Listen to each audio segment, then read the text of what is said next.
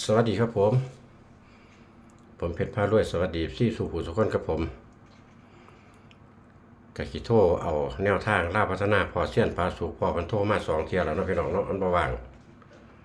มาเบิ่งผลล่าพัฒนาเมื่อคืนนี่พี่น้องล่าพัฒนาเมื่อคืนมันออก10กับ68ล่าพัฒนาเมื่อคืนนี่ของพอเซียนพาสุขกับบ่เข้าดอกพี่น้องอันนี้ให้ล่างนี่เลขล่างกับบ่เข้านี่บาดนี้เลขบนนี่ก็ให้วิ่งเลขบนก็ให้วิ่ง8กับ9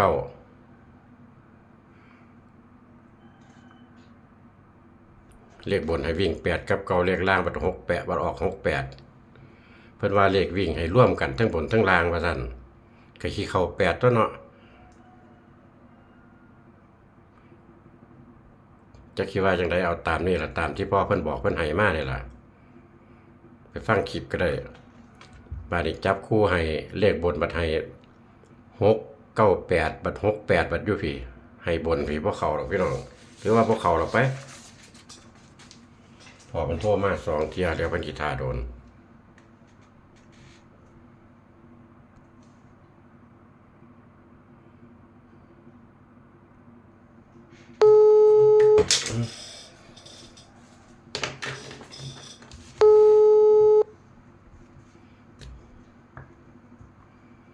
สวัสดีครับคุณพ่อครับครับสวัสดีครับคุณพ่อของกลางเหรียญเฮ็ดจังไดล่ะนี่เอาบ่ผมเฮ็ดอยู่นี่ผมเฮ็ดแล้วเมื่อกี้แต่ว่านี่มันก็หลุดนั่นล่ะของผมล่ะเฮ็ดแล้วก็เอาเลยครับเนาะมันลองๆเบิ่งเนาะคุณพ่อเนาะไปซุมือเบิ่งมันสิเป็นจังไดเนาะครับอันผมเฮ็ดไว้แล้วล่ะก็แผนเดิมนี่ล่ะคุณพ่อบ่ได้ออกทำงานบ่มื้อนี้ไปอยู่ครับโอ้โอ้แต่ว่ายามกลางเว้นมันร้อนล่ะคุณพ่อคิดไปอันคิดไปคิดไปหาพ่อแจ่มนัดพ่อแจ่มไว้ล่ะครับโอ้โอ้บางอันเลขของคุณพ่อเข้างามเด้อครับเข้างามคักอยู่จังว่าเข้าตัวเน้นพร้อมพู้นแล้วครับ2 งวดแล้วเข้าตัวเน้นเลขได้นี่ห่วยผมตามคุณพ่อบ่พอ3 งวดดอกโดนแท้ๆคักอยู่สู่คุณพ่อนะคักงวดแต่ว่ามีคนถามทุกงวดบ่เท่านั้นล่ะญาติแต่เพิ่นเบิ่งบ่จบเพิ่นก็บ่เข้าใจเพิ่นก็อาจจะบ่ซื้อเนาะคุณพ่อครับ64กับงวด64กับเข้าตัวเน้นเด้อครับเขาคักก็ได้ยังว่างวดมื้อคืนนี่เขาคักอยู่อันของผมน่ะก็รุดนั่นล่ะคุณพ่อเอ้ยของต่างแดนก็ได้ก็เอาลองเบิ่งใหม่เนาะคุณพ่อเนาะครับก็จะเฮ็ดจังไดก็สูตรมาแนวนั้นอันนี้เลขวิ่งเฮ็ดเป็นบนล่างบ่ครับนี่ครับเป็นบนล่างครับอันเลวิ่งน่ะมันร่วมกันนั่นล่ะบนล่างน้ำกันบัดนี้เวลาบัดนะจับคู่แล้วบัดนี้ผมจะแยกให้เป็นบนเป็นล่างอ่ะนะล่างบ่หลายตัวดอกล่าง2 ชุดนึงดอกแต่ว่าบนก็สิเป็น4 ชุดนี่ล่ะเพราะว่ามันใส่เลวิ่งร่วมตัวเดิมกันนั่นล่ะเลขล่างน่ะแต่ผมแยกออกมาก็คือ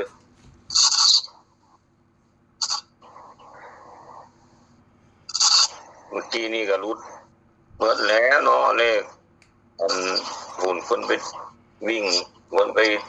789 012จับคู่ไว้หันเรียนตลกอีกนั่นเลขล่างก็ได้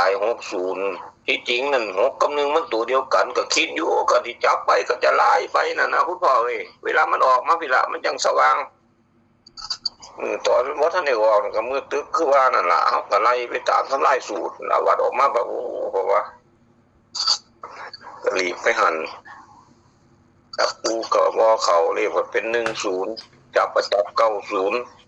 91ที่จริงมันก็มีอยู่แหละ01หยังก็มีอยู่แล้วอยู่หันถ้าบ่จับใส่กันถ้าไปจับใส่8ใส่9ซะคุณพ่อเอ้ย FC เพิ่นวินกันในหันเลยเพิ่นก็อาจจะโชคอยู่เด้เนาะคุณพ่อเนาะครับก็จะเฮ็ดจังได๋นะสูตรมาแล้วนี่ก็เดี๋ยวนี้ก็มันก็สิบ่แวะเข้ามาให้จักงวดอยู่บ่งวดก่อนผัดเข้างวดต่อมาผัดหลุดนี่แล้วเข้าแล้วหลุดนี่บ่คักแล้วเข้าต่อเนื่องคือคุณพ่อนี่ซ้อนกันแน่มันเป็นเงินเด้เนาะคุณพ่อเนาะครับคือคุณพ่องวดก่อนก็เข้าบ่หลังงวดนี้เข้าอีกจังซี่ก็ใช้ได้เลยนะเลขงามพร้อมนี่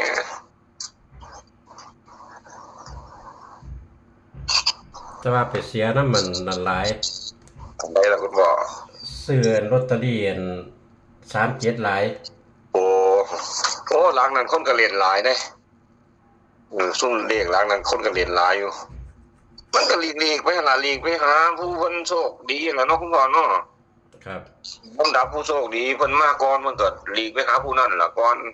ผู้เฮาบ่ถือก็ถือว่าเฮาบ่ทันได้พอลำดับนั่นล่ะเว้าเข้าข้างเว้าให้กำลังใจเจ้าของจากมือใดล่ะว่าก็จะพอเร็วอยู่นั่นล่ะผู้โชคดีว่าคุณผมน่ะมันซื้อบ่ได้ผมก็เบิ่งเลขคุณพ่ออยู่ผมก็มักนำอยู่ก็อยากซื้อนี่ก็รุดรถแล้วผมนั่นน่ะผมมันเป็นจังซั่นนั่นน่ะพอผมสินั่นว่าคุณเลขผมก็เฮ็ดไปซื่อๆดอกเพราะว่ามันได้เฮ็ดดูเฮ็ดหยังไว้แล้วก็เฮ็ดไปใจอยากซื้อแท้ดอก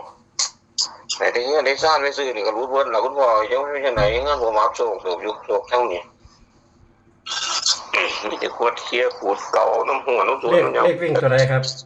อันนั่นเด้อว่าเด้อเป็นเลขกันในเลขวิ่งกันน่ะมี6 ชุด 6 ตัวแล้วเด้อมี4 5 6แถวบนแถวล่างก็มี0 1 2คุณพ่อวันนี้เลขวิ่งเลขเด่นน่ะคือ41นะคุณพ่อเด้อผมดึงออกมาจากนั้นล่ะเลขวิ่งเลขเด่นน่ะ41วันนี้จับคู่ว่าเลขวิ่งตัวใดครับอัน41คุณพ่อเด่นคู่นี่41 4กับ1จับคู่วันนี้ก็สิมีบนเด้อคุณพ่อเด้อวันนี้เด้อผมจับคู่บนให้ก่อนเด้อจับคู่บนวันนี้25 26 40 41อัน25 26แล้วตัวใดครับก็40แล้วก็41แล้ววันนี้เอาเลข3ตัวจาก2 ชุดคุณพ่อมี241แล้วก็542อันนี้ตัวใดก็ครับนี่เลข3ตัว241คุณพ่อ241แล้วก็542วันนี้คุณพ่อเน้นนี่ล่ะเลขเน้นเล่น241นี่ล่ะแล้วก็เลขอัน2ตัวก็เน้น41ตัวเดียวคุณพ่อเด้อผมเน้นให้ชุดเดียวคุณพ่อเอาเป็นร่องซะวันนี้เลข2ตัวเน้นตัวใดครับเน้น41ตัวเดียวคุณพ่อเน้น41ตัวเดียวตัวซุ่มนั้นเป็นตัวร่องซะวันนี้เลขล่างผมให้ไป2 ชุดเด้อคุณพ่อเด้อเลขล่าง2 ชุด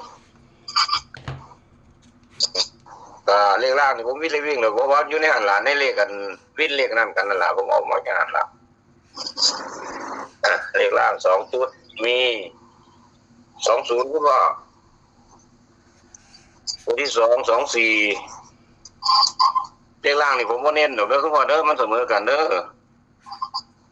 มันเลข2 ตัวนึง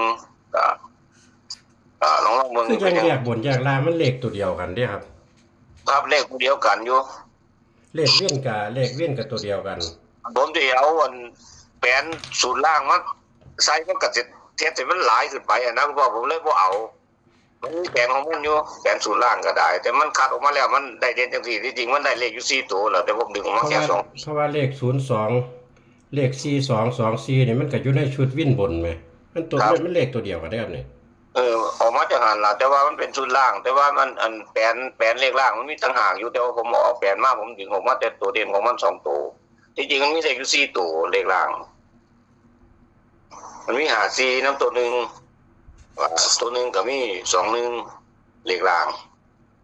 ผมแต่ว่าตัวขาดออกมามันขาดออกมา20กับ24คุณพ่อ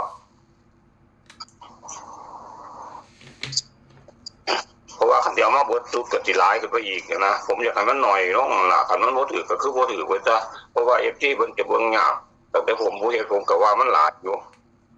คือของคุณพ่อก็เบิ่งง่ายอยู่บ่หลายตัวปานไหนของคุณพ่อนั่นของผมนี่อยากซับซ้อนอยู่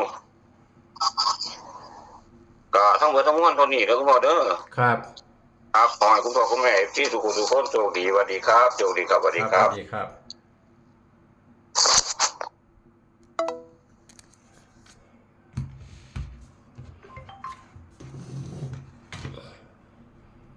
พี่น้องเขาแคปหน้าจอเด้ออันนี้คือ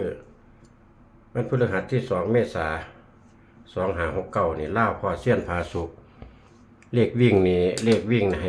เป็นบนล่างนะพี่น้องเด้อเลขวิ่งนี่เป็นบนล่าง4กับอัน1นี่เป็นบนล่างส่วนเลขวิ่นนี่ก็คือ456012เลขวิ่นก็ได้เลขวิ่นนี่เลขวิ่นบนวิ่นล่างมันตัวเดียวกันพี่น้องตัวเดียวกันจับคู่กับ2เอาเขียน252เสีย2อย่างน้อยบาดนี่เนาะบ่แม่น26บ่เนาะบาดนี่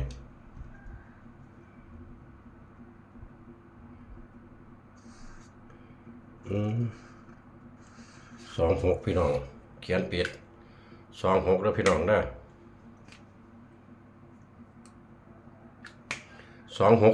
2640พี่น้องแต่ว่าพ่อเพิ่นเน้น41ตัวเดียวอันนี้เลขบนเลขล่างนี่คือ2024พี่น้องเลข3โอ้ยพี่น้องเอาใหม่แล้วเริ่มใหม่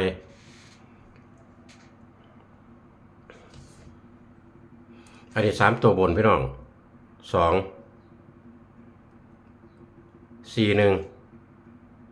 542อันนี้3ตัวบนมาในเลข2ตัวนี่ก็คือ252640แล้วก็41นี่เป็นตัวเน้นเลขล่าง20แล้วก็24แล้วพี่น้องเด้อพี่น้องเฮาก็แคปหน้าจอเอาคันมาก็จังจัดบ่มาเข้ากับพานพี่น้องตัวเลขเป็นแค่แนวทางขอบคุณพอเซียนพาสุขหลายๆโชคมันกันพี่น้องสำหรับคลิปนี้สวัสดีครับผม